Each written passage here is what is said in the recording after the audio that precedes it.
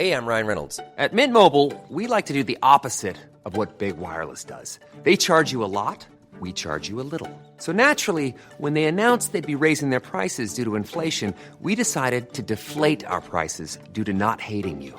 That's right. We're cutting the price of Mint Unlimited from $30 a month to just $15 a month. Give it a try at mintmobile.com/switch. New activation and upfront payment for 3-month plan required. Taxes and fees extra. Additional restrictions apply. See mintmobile.com for full terms. Parenting is an epic journey of highs and lows. Therapy can help you navigate it all and take care of yourself so you can be the best parent possible. And BetterHelp makes it easy. Complete a brief questionnaire, match with a licensed therapist, and switch therapists anytime for no additional charge. 100% online and designed for maximum flexibility. Get started at betterhelp.com/parenthood for 10% off the first month.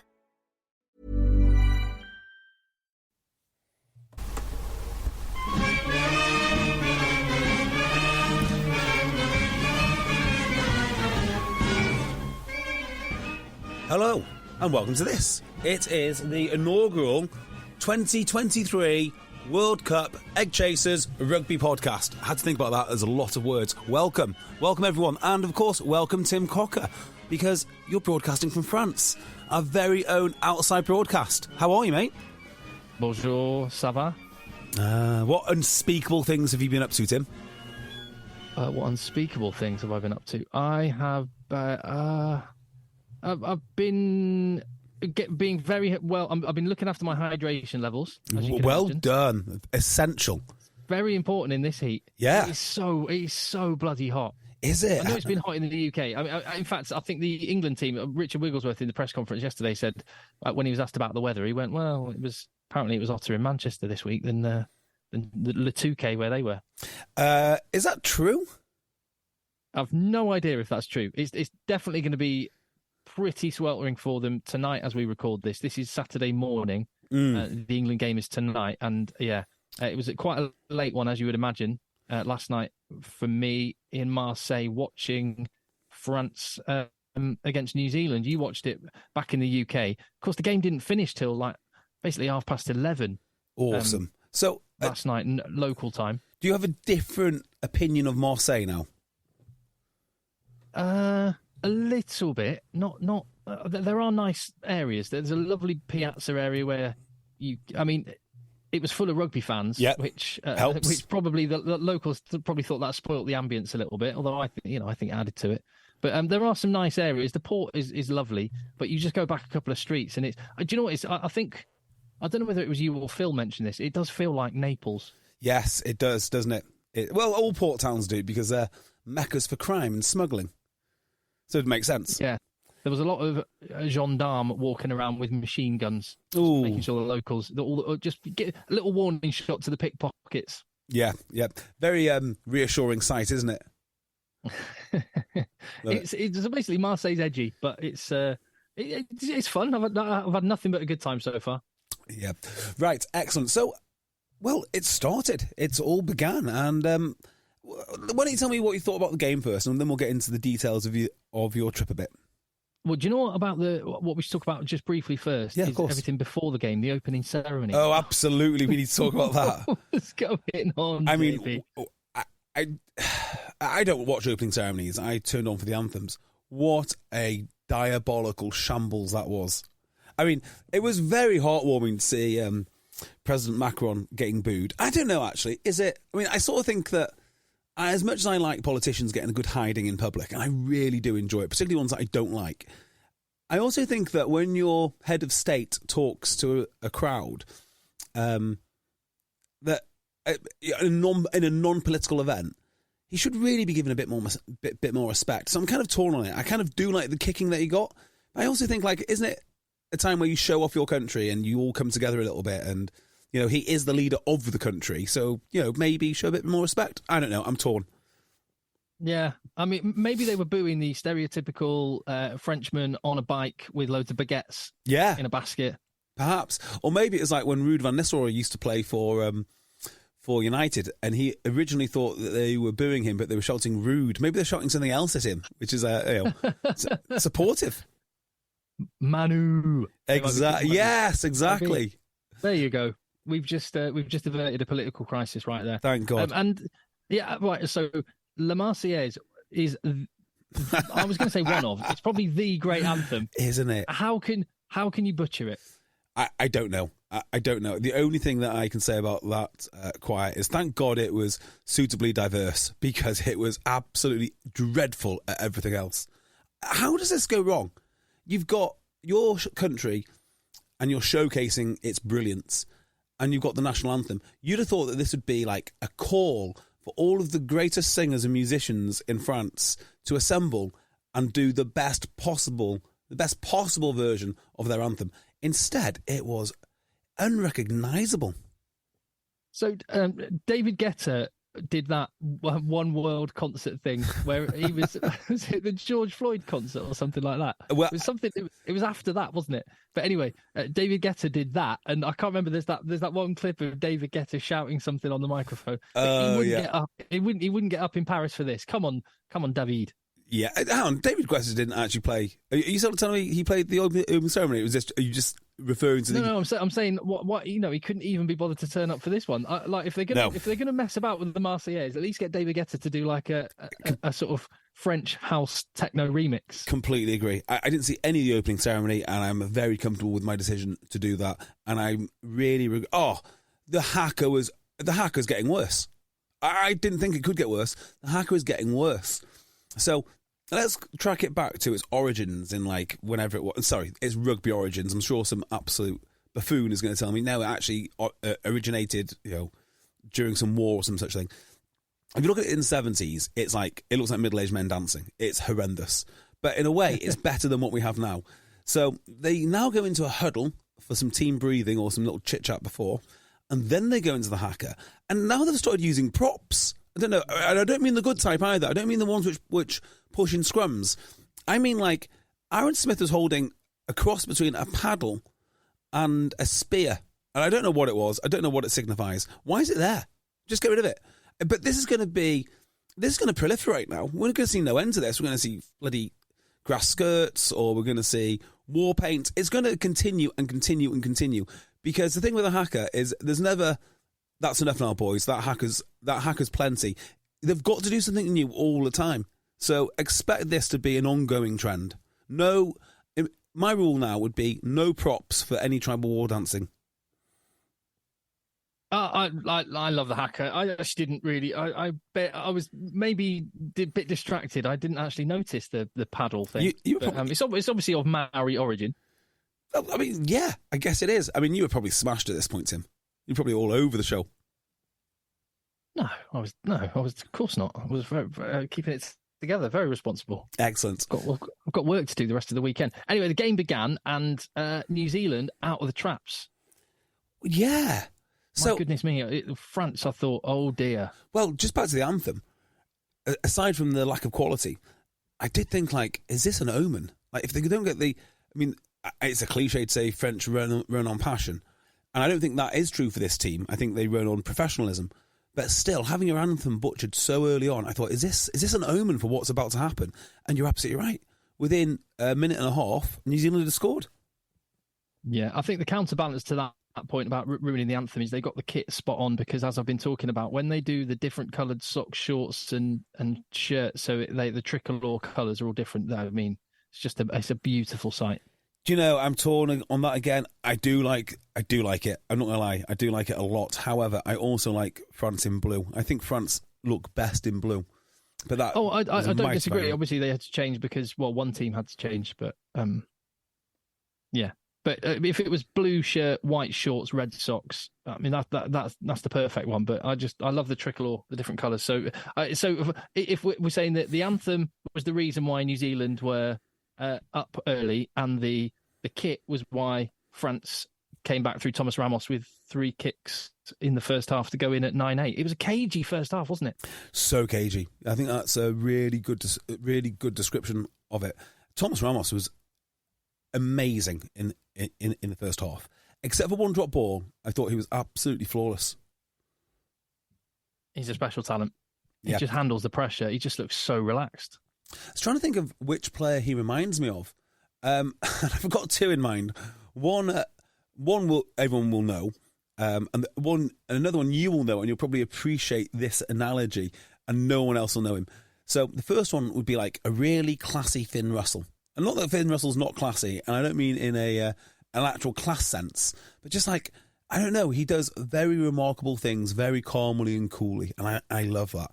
And he seems to be the piece of the French jigsaw which just moves around continuously, and he plugged in at scrum half very nicely. He go first receiver very nicely. He can do all sorts. And the other guy he reminded me of, Tim, which is, this is a remarkable thing which I'm about to say, playing with Ronan O'Brien at Broughton Park. Like, I was just going to say, you're not going to say bloody Ronan. Yes. Ronan O'Brien. Yes. Like, you look at this guy, like his unremarkable stature, but just makes all the right decisions, kicks at the right time, deceptively strong. I mean, I'm describing Ronan O'Brien now, and everyone's like, who? What? Who is this guy? He's a guy who's... I love it. On this podcast where we compare maybe the best fullback in world rugby at the moment to a 42-year-old ex-Broughton Park player. Mid-2000s level 7 fullback. I tell you what, I would not be surprised if Ronan O'Brien was the best fullback to play level 7 in the country for a long time, for a prolonged period of time. Oh dear, maybe. Yeah. So that was my that was my player comparison for who is probably the greatest fullback at the time of our time at the moment. He was extremely good. New Zealand managed to shackle DuPont. They sort of took care of business up front relatively well. Let's talk about that a second, actually. So yeah. I do agree, DuPont was not very DuPont-y. That's undoubted. Like, when he does his little scrambly runs, he normally breaks tackle. You were right about that. He couldn't really get any space. All his normal bag of tricks just didn't seem to work. But I thought where he did quite well is he slotted back into a very conventional role. So he got all his nuts and bolts right. His passing was okay. His kicking, combined with Ramos, I was talking to Phil about this because I watched it with him. Like, they would start the kicking battle in their 22 and the New Zealanders on, say, the 10 metre, and they would gradually win the kicking fight. And I thought that was really impressive by France, because they weren't messing around first half. Everything got kicked. Everything within their 10 metres got booted. And New Zealand struggled. They struggled with the length of their kick, and I think they struggled with the contested kicks too, because it seemed to me that when Beauden Barrett got the ball, rather than kick long, he was kicking to contest, and Thomas Ramos got some amazing contested jumps.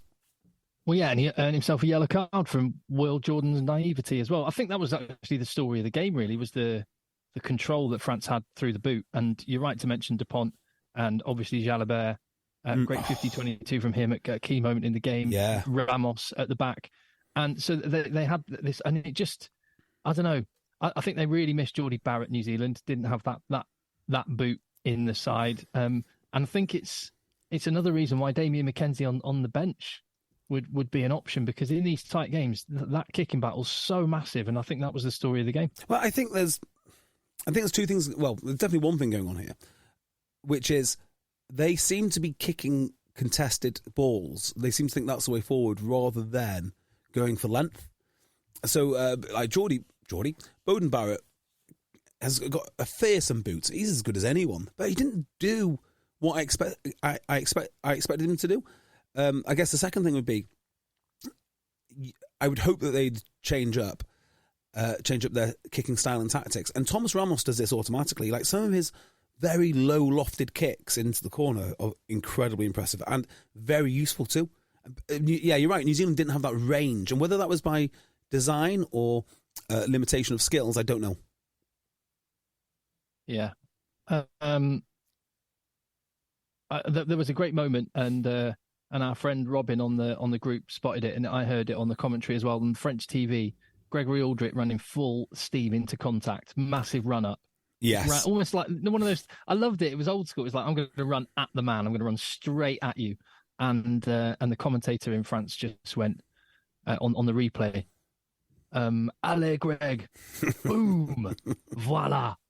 Love it. Yeah, he was immense. It was a good carry. That It was a good carry. It reminded me of, there's an Australian fella in the Championship, not this year, but last year, who had a run-up from his own 10-metre line all the way into the New Zealand defence and just went storming forward. But sadly, much like Aldrich did, got absolutely nailed. Now, Aldrich made a couple of yards in fairness to him. I want to say Jed Holloway. Is he a big back row? Yeah, he's a blindside for Australia. A massive blindside, just goes straight. I thought there's a lesson there. In elite professional rugby, doesn't matter how fast and powerful you are, if you're running in a straight line, you're going to get ended. Don't do that ever again. So what do you reckon overall we learn or think about these teams after the game that we didn't already think beforehand? Well, from New Zealand, my takeaway is that although their talent, as in the individuals involved, are still world class, I've sadly had to come to accept that they are still world class. What they're not world class at is the rubbish jobs. So for me, when New Zealand made a break, their clear-out work was terrible. It wasn't terrible. I mean, it was passable as a Tier 1 international team, which means it's quite high standard, but it wasn't at the top end. And that gave France far too much opportunity around the breakdown, whether it be counter-rucks or whether it be stealing or just slowing the ball down in general. New Zealand looked lazy to get there, and I think past incarnations of the New Zealand team recognise that, yes, they're brilliant, but their brilliance has to be complemented by hard work. And they didn't have that. It wasn't like it was like a lack of awareness. So that was what I'd take from New Zealand. And from France, well, the takeaway here is that they can win with a multitude of different players not being available to them. And they're not just about enormous men getting over the gain line, because their enormous men weren't really present. They had big men, but they didn't have, they didn't have like an enormous second row, far from it. Their back row are, they're tall, certainly they're rangy, but they're not the absolute monsters which they've fielded in the past. So, and also Jonathan Dante is not around. So the gain line animals which they've had for so long, they weren't there. And they still won. And they won without some really key players. They won with a lot of room for improvement, a lot of key players. Julien Marchand going off could be important, but Piatto Malvaca was immense as well. Wasn't he? So just... I think we knew it already, but I think what this game highlighted was that France's 33-man squad is much better than New Zealand's 33-man squad. Yeah. Do you think this game... Well, one of the ways I looked at it is everyone was cagey, and the difference between the two teams is how many players stood out from that. So Dupont didn't. Malvaca absolutely did. Ramos absolutely did. On the New Zealand side, they had... Who stood out for them? As in, like, Rico Ioane? A little bit. I was going to say Scotty Barrett. Scotty Barrett was running like a deer. I'm trying to think of someone else. But basically, the difference makers were the guys that weren't overawed by the occasion, not the high quality. Obviously, with his 2 tries. Say again? Talea, that's the one. 2 tries, and he was a slippery little runner, wasn't he? He's very good. I mean, he's very predictable what he does. He's fast and he steps inside. But, if you've got a trick and it works all the time, as the new coach... He's a little bit like Johnny May circa 2017. Johnny May mixed with Anderson Silva. Yeah. Do you know Mark Talea's heritage? No. He is, I think his mum's Samoan and his dad's South African, or it could be the other way around. And when I heard that, I was like, is it any wonder he's good at rugby? He's a very good rugby player. Isn't he just? He's very young as well, so yeah, a lot of room to grow for him. So he was... Sorry, go on. No, crack on. Yeah, I was going to say, he does certain things very, very well. And as the coach of Talk H now says, the new coach, Liam McGovern, don't get bored of being good. In other words, if something's working, keep at it. I like that. Yeah, it's good, isn't it? I like that. He got lucky, didn't he, for both tries, I'd say. So the first one, he got lucky because he let the ball bounce. That was an absolute lottery. And when you're on Pinot's wing, you've got to be very careful. How did that second try get allowed, Tim? Oh, do you not think it was a momentum rule? No. I mean, maybe yes. Okay, maybe yes. So the ball travelled forward. Yeah. But as we know from the laws of physics, a ball can travel forward whilst having been passed backwards. Okay, so let's just put that to one side. Here's the thing which baffled me. There were no questions asked. It was not like, oh, is that momentum? Is it not momentum? Like, no questions were asked. I was like, we don't want to look at that. Like, no one's talking in the ear of the ref. Like, nothing's happening. Like, they should have looked at it. Now, if they looked at it and said, yeah, momentum, I'll go, okay, fine, at least they've considered it. But to not consider it, I mean, the French team almost looked like they stopped playing. It was so obviously forward. And then, because Talea, I think, in my mind at least, and obviously eyewitness testimony is never the best, he slows down and then he accelerates again, as if he thought he's going to get called back, and then he's in. Yeah. And all the French players just sort of stopped. Yeah, that's fair. A check would not have been, a check would have been logical. And one of the team, again, I almost, because of I'm wondering, I can't wait to see, I'm not finishing the sentence at the minute, I can't wait to see the New Zealand pundits' reaction to this, because are they going to be, because they'll have to be quiet about any sort of refereeing stuff, because if there was any rub of the green, they were the ones that got it despite the defeat. Yeah, I think you're probably right on that. And they can't complain about Will Jordan. No, Will Jordan was silly. And did he have a second altercation, but only got off with a penalty for it? Was that somebody else? Yeah, he slipped over. He slipped, and then Ramos's foot hit Will Jordan on the shoulder. So there's not really a lot Will Jordan could do. I think it was pretty harsh, even getting a pen. But then Will Jordan ran in. So yeah, he just obviously, I think that was just frustration coming through, wasn't it? New Zealand couldn't get a foothold in the game second half. Will Jordan's someone who likes to have the ball in his hands, and he just didn't get the chance. Yeah, and it's worth remembering, isn't it, that these aerial skills now are so finely balanced, and there's so... Whether you're driving to work, biking to a friend's place, or on the way to your next vacation, Amazon Music has your comedy fix covered. As an Amazon Prime member, you have access to ad-free top podcasts. To start listening, download the Amazon Music app or visit amazon.com/on-the-go comedy. That's amazon.com/on-the-go comedy. And listen to your favorite podcasts on the go. Parenting is a wild ride. 1 minute, they're demanding a banana. The next, they're mad because you gave them one. Therapy can help you navigate these ups and downs, and BetterHelp makes it easier to get started. Fill out a brief questionnaire, match with the licensed therapist, and switch therapists anytime for no extra charge. It's 100% online, convenient, and flexible enough to suit any schedule. Visit betterhelp.com/parenthood for 10% off your first month. Much precision involved that you have to be an absolutely world-class operator, and even those guys get it wrong because it's so difficult, which is why if you're an amateur, probably best stay on the ground, because the chances of you being able to execute this properly is minimal, to put it mildly. So, yeah, but it was the position on the pitch that I thought was just so naive from Will Jordan. Ramos was on his own 22, and there was very little to gain by competing. So anyway, lesson learned for Will Jordan. I don't need to labour it. Yeah. But yeah, I thoroughly enjoyed the game, cagey as it was. Do you think many non-rugby fans or casual rugby fans would have sat and watched that? And what do you think they would have made of it? I don't think they would have, sadly. So the first half was hard watching. It was hard going for about 25 minutes. I turned around to Phil. I was like, because I watched it with Phil. I was like, this isn't going well, is it? Like, it's not a good game. It's very laboured, very cagey, lots of stoppages. The second half was a different kettle of fish altogether. But, it's like a novel. If the first two chapters aren't gripping you, are you going to continue with that book? Probably not.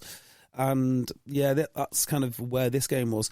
It's the same for all opening games of almost all sports, though, isn't it? Like the opening game of the Football World Cup is probably not going to be a belter, at least until the second half. It was very cagey. So maybe this wasn't the best game for a neutral. I mean, it should be, though, shouldn't it? They're the two best teams on the planet. Yeah, it should be fairly entertaining. Looking forward, I just really, really hope that England put on some kind of show. I mean, they'll put on a show, all right, Tim. You won't enjoy it, but they'll put on a show. I'll take an ugly win. And yeah, I bet you will. In the press conference, just sort of looking ahead slightly, the press conference, which Richard Wigglesworth and a couple of players, Joe Marchant and Alex Mitchell, were there. When Richard Wigglesworth was asked, what is it about Alex Mitchell that got him the nod? What's he been doing well? Bearing in mind he wasn't in the 33-man squad, and then he's leapfrogged two guys that were picked ahead of him to start for England. And Richard Wigglesworth said, basically he sort of said, "Oh yeah, he's got a." He mentioned the broken field stuff, but he basically went, "But his fundamentals are really good. He's got a great box kick." He was like, "Oh, okay, I know where this is going." Oh, he did say he had a very quick pass and he's quick to get to the ruck. So they're obviously trying to speed up. I mean, speed up play are these not like the entry level criteria for a scrum half? I mean, excuse me for being cynical, but Richard Wigglesworth's not exactly telling you things that we don't know. I mean, if of the nearly 70 million people that reside in the UK, okay, what is it, 40 million or what? I don't know, whatever the population is of England, you'd expect one of the best 3 scrum halves in the world to have a decent box kick and a fast pass, wouldn't you? I guess so, yeah. Yeah, I mean, I think that's a fairly, that's a fair thing to say. A fair assumption. I think that is just that's the Steve Borthwick team, though. They don't give anything away. And like talking about the entertainment factor, and the reason I asked about what do you think people would have made of that if they watched it on a Saturday night or Friday night, is because I just want rugby to thrive. And this is a brilliant opportunity to garner a bit of interest. And Steve Borthwick, brilliant bloke, great coach. I just have my doubts about him as the front man, because I just think at this time, and in a way, Australia have lost 5 games, but they've got a front man in Eddie Jones, haven't they? They've got something that you can grab a hold of, love it or hate it. Something's going on there. You know it's there, and there's something going on. Yeah, yeah, and we have to be careful when talking about the game and like how do we speed it up, how do we make it more attractive? Because I think a lot of these changes to make it more attractive are usually counterintuitive. They slow it down, they stop cohesion, they make coaches reinvent things, or if they've got to reinvent, or if they've got to stop things, they usually go to a more negative tactic than the one that they were previously using. There's a lot of things in rugby which you've got to be careful of in order to, when you're looking to quote unquote change the game. I mean, the ultimate one for me is the box kicking. So we've got to get rid of box kicking. Yeah, but box kicking drops players back. Dropping players back creates space. Then you've got the escorting forwards. And then before you know it, one bright spark decides, actually, we're not going to box kick it. We're going to fling it out to the fly half. He's going to kick to the other side where there's an unprotected catcher. And then all hell breaks loose. And it's great again. So in a way, just let rugby sort itself out, because it will sort itself out. And I usually think that most of the things in the game which we find quote unquote boring are basically just bad legislation, bad lawmaking. I mean, the other one is safety around scrummaging. The safer you make scrummaging, the more in-depth the process, and the more narrow the skill set of the props, the better they get at those skills. So now we've got these unbelievable props who are just, you have to train full-time for maybe the best part of a decade to be the shape of a professional prop. I mean, from the age of 16. Like, it's just, you have to really go at it all the time, which means that the field for props is very narrow. It means that the thing that they do is very specialised, and it takes ages to get something like a scrum set up. But this is a product of really bad regulation, and it's always the same. The law, as Phil talks about all the time, the law of unintended consequences. No. As I talk about all the time. As you talk about all the time. Yes. The law of unintended consequences, correct. So I guess it's probably not worth talking too much more at this point, because there's other games coming. So there are 2 more things I'd like to mention. Yeah, go on. The absolute workover that the French scrum did on the New Zealanders. So I think at first half there might have been 3 scrum penalties. There was definitely 2. Whether that was guile or whether that was just raw power remains to be seen. Weenie Antonio demolished his man. I mean, there wasn't much of a debate about that. Absolutely demolished him. The second, and Wardy as well. Is that how you say his name, Tim? Wardy. Reddy Wardy. Yeah. Raider Wardy. First off, I was like, I've seen him quite a bit for La Rochelle, and he doesn't stand out for La Rochelle, not because he's bad, but because everyone else is absolutely enormous and massive, and they're all the headline figures. But the first off, I was like, I haven't really seen him, but he's gone well. Second half, however, I don't know what happened in the locker room, but he came out flying, ball carrying. He looked like a version of Ellis Genge that could actually scrummage. It was very impressive. He was very good, and I thought the front row that came off the bench. We've already talked about Malvaka, but the 2 props as well for Gross and Dorian Aldegheri. Yeah, again, very very good. And the other one is I keep wanting to say Hastoy because his name is in my mind, but it's not Hastoy. It's Jalabert. He was quiet, But he seems to turn it on at the right times. And At the right times, yeah. that try, I mean, that He had try big moments. Yeah, that first French try. it was almost Finn Russell-esque, the way that he manipulated the defence. Oh, Yeah. just one from you, Tim, whilst I'm on the Jalibert try. I'll just preface this with, when Pinot went over, the comms team went, what a finish. I was like, what do you mean, what a finish? The finish had nothing to do with it. The fact that Jalibert fixed one of the best back rows in the world, went sideways, drew in a winger, and then gave the ball in open space where there was previously no space. That's your talking point, not what a finish. The finish was like, I could have finished that. Like, it was easy. So, the point I was trying to make is the comms. I know for a fact that they are trying to appeal to a non-rugby audience, but do you not think they're in danger of just patronising the viewer with some of the style that they're using? Yeah, I see what you're saying. Like, some things were just not true. Like, after the yellow card, it was New Zealand handled that with their customary professionalism. Did they? I don't remember that. And there's a lot of sort of cliches and mailing it in, not really what I was hoping for. I want those comms to be talking in, marginally high-ish technical terms, but explaining the technical terms, why these things are important. I was talking to a pundit yesterday who was working for ITV, and they're going to do a session on the set piece. And I was discussing what one of the most exciting things which I have seen anyone say at a training session, which was when Tommy Taylor came down to Talk H. Tommy Taylor, for those that don't know, Sale Sharks, Wasps, and England, I think, the hooker. And he was explaining how... Cap, but yeah, got a... Anyway, yeah, go on. He was explaining axial loading. And then he went off on a tangent about what he calls cutting or slitting the hooker's throat. I was like... And all of a sudden, it wasn't just the guys that were interested in scrummaging that were listening. We had 50 lads absolutely transfixed on Tommy Taylor, telling a story about how they sort of go sideways and they all go together and all come across the scrum. And he made scrummaging really interesting, even to those that hate scrummaging and don't understand it and never want to understand it and never want to be in a scrum. And I was like, you should say that. It's like, there's no way ITV will let me talk about slitting the hooker's throat. I said, well, call it something else. Call it shaving his face. Whatever you want to call it. Like, that is the sort of thing which you need to get people excited, in my opinion. Yeah, we've got some emails and stuff. That there was some stuff less than complimentary about ITV. A lot of people complaining that like 15 minutes before the start of a World Cup, they're having a discussion about the TMO bunker. I mean, that's fair, isn't it? I mean, like, if at least it's not, I don't know, some nonsense subject like climate change in rugby or whatever they waste their time on now, or whatever. I suppose it's relevant, and yeah. and it actually it happened in the game. So there are people that bet on that now. That bet on whether the TMO bunker will be used, whether the referral system will be used. That's now a bet which people lay. Well, they put Will Jordan into the bunker, didn't they? Yeah, that's what I mean. They put that up for review. And so there are people that bet on whether the TMO bunker will be used for a review. I mean, betting markets work in mysterious ways.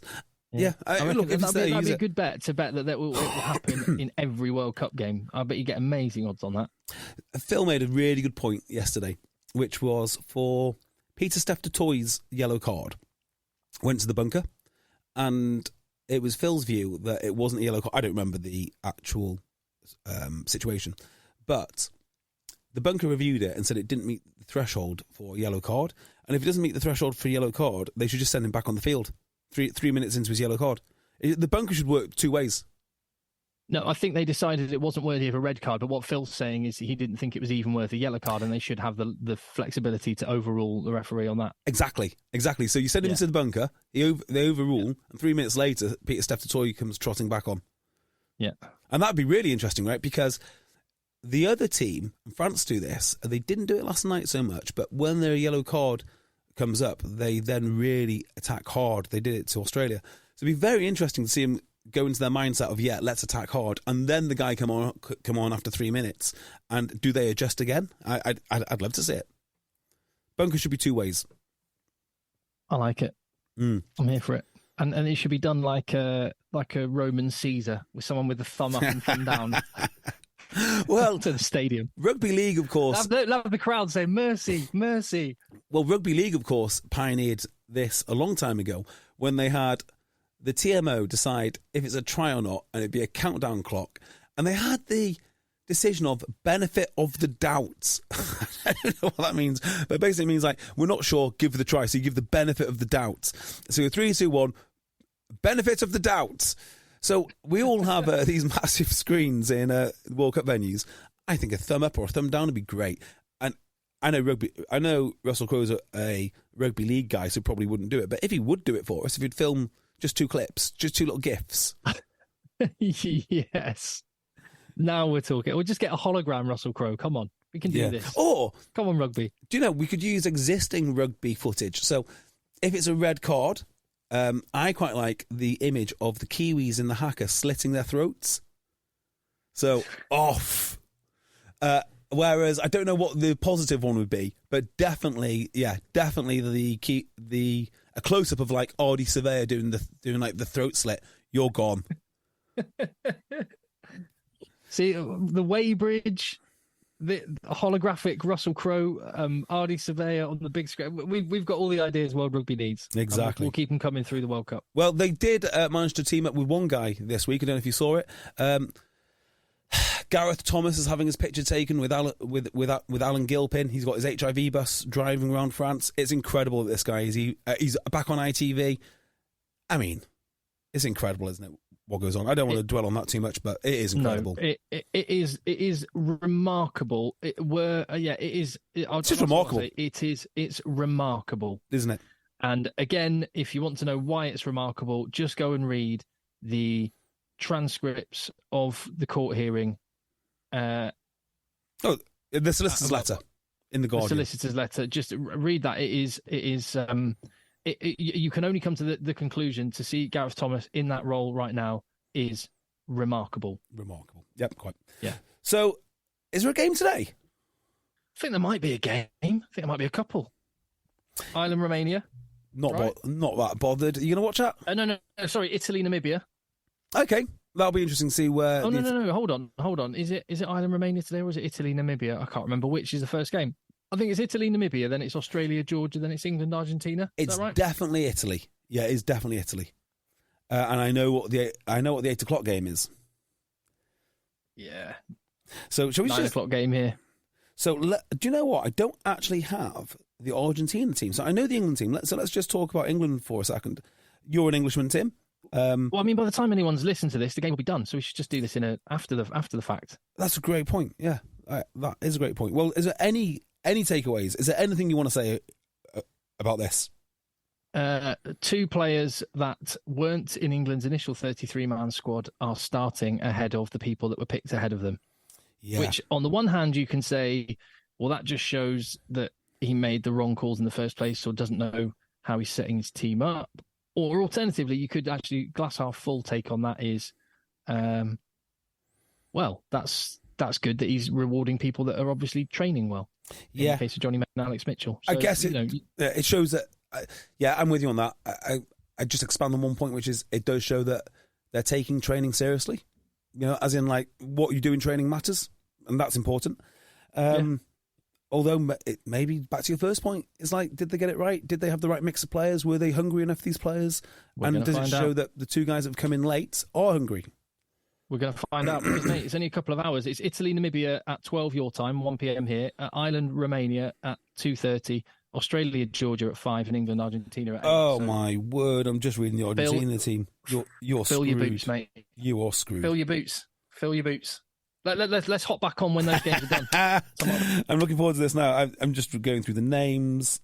I'm going to go, mate. Best of luck. I don't want to hear you just talk about. I want to keep the optimism. I don't want to hear you. I want to talk about the game when it's done. I'm getting nervous now. Although, can I just say on Ultimate Rugby, the Ultimate app, Ben Earl starting 8. He's not, is he? Tom Curry's starting 8. No. He's starting 8. Oh, is he? It may well be that they scrummage in different positions, attack, defence. Who knows? But no, Ben Earl is wearing number 8. Oh, good. Yeah, I think that's the right option. I think it's a good-looking England team, isn't it? Yeah. It is. Oh, I don't know. I'm going to put my phone down, and we're not going to talk about that anymore because we will have plenty of it tomorrow. When I will be in a glorious mood tomorrow. Tell me then, what have you been up to in France so far? What's your camper van like? Supplied by Ford? Oh mate, it's amazing. Tell me about it. It's a Ford Transit custom Nugget, long wheelbase. It has a toilet at the back. I'm not going to use the toilet in case of emergencies only. Yeah, it's just an extra occasional seat if I have, like at Christmas when you get like the occasional seats that you get one of the garden chairs in. Yeah. You can sit there on the loo. It's great. It's really it's brand new. It's bloody brilliant. What's it like sleeping? It's great. It's got air conditioning. So my brother's got a camper van. I can't say it really appeals to me in any way, shape, or form. It's all. I've never used it. The point if you were parked up outside a house, you wouldn't choose to sit in it. But it's the fact you can park on a cliff top overlooking the Bay of Cassis and wake up to that in the morning. That's the whole point of the camper van. Go on, sorry. I was going to say, so I picked it up from Paris. I drove down to my aunt and uncle actually have a house near Dijon, like right in the middle of the wine region. So I actually stayed with them the first night, so I could just set the van up and stuff. Yeah, and then I meandered my way down to Marseille, and Cassis, just up the coast, is a lovely spot. I'm currently just on the edge of the Calanque National Park, which is just outside of Marseille. So yeah, I sort of go in to do the work and the rugby bit, and then get out. Okay, so I know everyone's thinking what I'm thinking now, which is, what is your podcast menu for all these long drives? Podcast menu? What do you mean? Right. What are you listening to? You must be getting a lot of audio done. Do you know what? I'm trying to get better at French. I really want. People keep having brilliant English and talking to me. I tried to speak in French, and then they just start speaking English at me, and I'm like, I want to get better. So I have actually been listening to French radio and just trying to, by osmosis, just have it sort of filter in a little bit. That's interesting. So how do they say and now Bon Jovi in French? Because I assume that's what you'll be listening to. I don't know the now. Have you got the French for news weather traffic nailed down? Unfortunately not. Excellent. No. And what are you doing with the rest of your day today in France? Where are you going to watch these games? Rugby, mate. I'm gonna. I've got a bit of Virgin work to do. I'm going to be talking to TalkSport in a bit, and then I'm heading on into Marseille to watch all of the rugby. So yeah, I'm doing a bit today for BBC Berkshire of all stations. I'm doing that at 10:30. Are you not going to go to a pub and just watch 3 games back to back and get slowly drunk? Well, yeah, if you ever let me go, then I might. Right. Noted. Hints taken. Get out of here. Nice one, Jay. I'll chat to you tomorrow. Bye-bye. Nice one, bud. Bye.